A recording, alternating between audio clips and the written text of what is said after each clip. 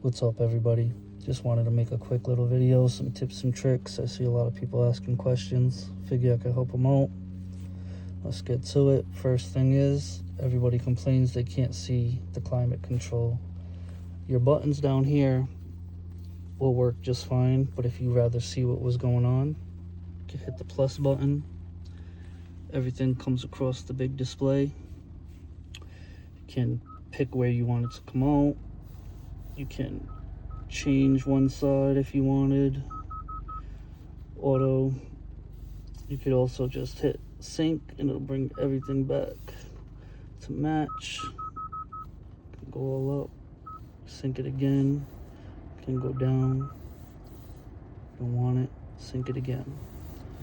There's one. When you're done, you can either hit home or you can hit the X at the top. Your buttons will change the speed. If you go down, it'll change the speed if you go up. Change the temp if you go down. Change the temp if you go up. Your mode will switch where it comes out of. Then obviously temp for this side. So auto, AC, defrosters. So that's how that works. Shut that off. Can change your widgets. People don't know that. You have a bunch of widgets. If you scroll over, sports, everything, weather, voice memo.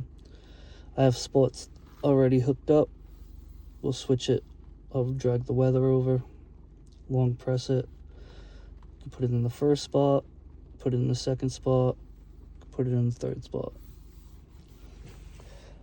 Another trick is, a lot of people think you have to hit setup to get to all your wants and needs. You can long press the OK, and it'll bring up the settings, driver assistance, climate, seats, etc. So let's say, how you're driving on the highway or you're driving on a road and you come too far over and it'll stop beeping. You could shut that off. I know it annoys me, probably annoys a lot of you. You can hit the speaker. You can set it. You could also set it to go higher if you wanted to. I have mine set to 0. I still have the haptic warning on. It'll shake. I shut off the blind spot, driving safety priority, parking safety priority. And basically what those do is they will lower the volume of the radio when it wants to alert you of something. So go back. You can do driver convenience, smart cruise control, highway driving assist, highway lane change, auto highway speed change. Now that basically, if you're on the highway and the speed limit is 65 and then all of a sudden drops down to 55, it'll change that for you if you have it on. I keep mine off. Go back again. Driving safety, forward safety warning time, forward cross traffic. And basically what these will do is just how close you are to the car in front of you when it starts alerting. Driver attention, leading vehicle departure. If you're sitting at a red light behind somebody and they go, your car will let you know if you're not paying attention that it's time to go. An attentive driving warning.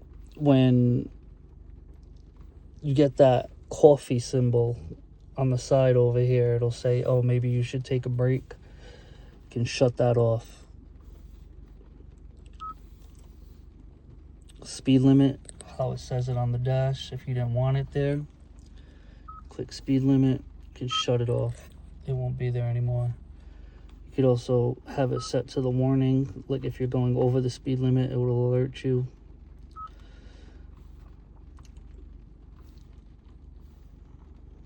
Go back. Parking safety, surround view monitor, parking distance warning, rear safety, rear cross traffic safety. Keep all them on. So we'll go over the climate. Recirculate the air. Active upon entering tunnels.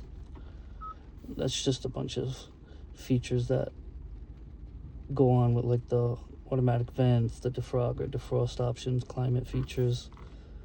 Seats, seating easy access, sorry. This is if you have power to your seats, like my front seat, driver's side. If you shut it, when you get in and out of the car, the seat won't move. If you have it on normal, your seat will adjust. Whenever you get in the car, the seat will back up for you to get in easier. Or when you're getting out of the car, it'll do the same. Normal, it will go back a little bit. Extended goes back pretty far to basically like the end of it. And then you can get in, and then once you shut the door, your seat will go back to normal. Lights, ambient lighting, click that. You can adjust the brightness. You can have it super dim, you can have it super high. You can change the color. You also get the wheel. Notice how the color doesn't change. You have to hit OK to get it to change. There you go.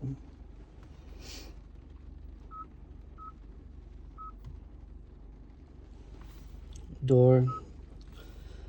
This sets it to when you want it to automatically lock, when you want it to automatically unlock, to press unlock. So basically, if you had your fob and you only press the button once, it'll only open up your driver's side.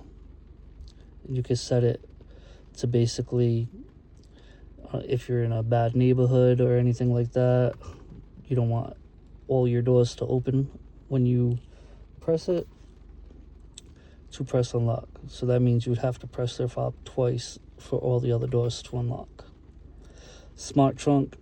This is when you've got groceries or anything in your hands, duffel bags, anything. You stand behind the car, your trunk will automatically open.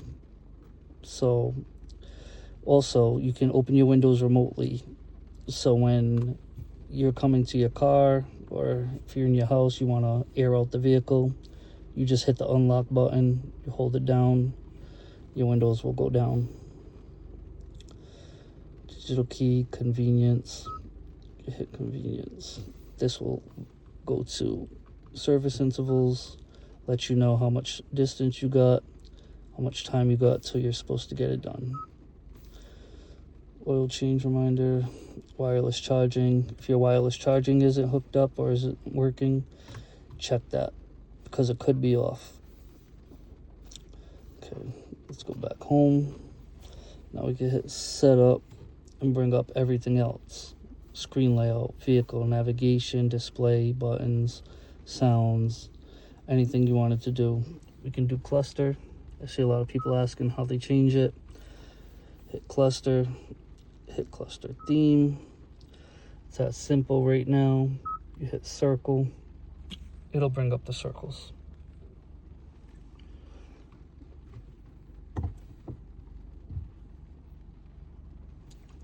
Change the color,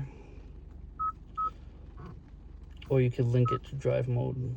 So say I'm in normal, I could have this setting on normal, and then when I click it into sport mode, let's say I wanted to change a color, or I could actually change the cluster itself, and you could have both, whatever mode you're in. Go back. Actually, your welcome sound. If you don't like when you get in the car and you turn it on and it makes that noise, I know people compare it to like the Netflix doo-doom. You can shut it off if you don't like it. I don't mind it. So pretty much, go to vehicle. This is all the same things that was brought up when you long pressed this right here. These are all the settings that came up. Another thing is the wipers. I see a lot of people complaining they don't know how to turn them up. in case they gotta change them out, or if it snows. So what you want to do is you stop the vehicle, shut it off, press down on the wiper blade, and there you go. Now they'll stay up. Then when you want to put them back down, you just get in the car, you start it, just hit the wiper. That's it.